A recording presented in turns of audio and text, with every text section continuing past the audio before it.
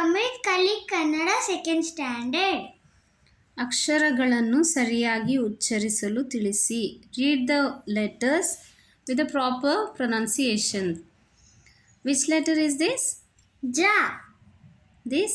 U. This? Ma. And this? Ba. This? Na. Okay, here 5 letters are given. You must trace this from the given dots and copy in the 2 lines. And the next main, ಪದಗಳನ್ನು ಓದಿಸಿ. Read the words. ಜನ, Jana. Uma, Uma.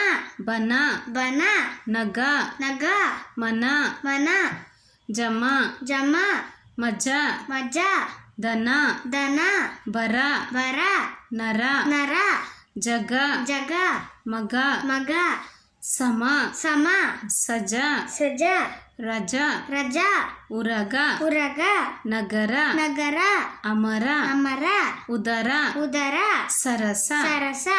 Please see my other videos for more words. Thank you.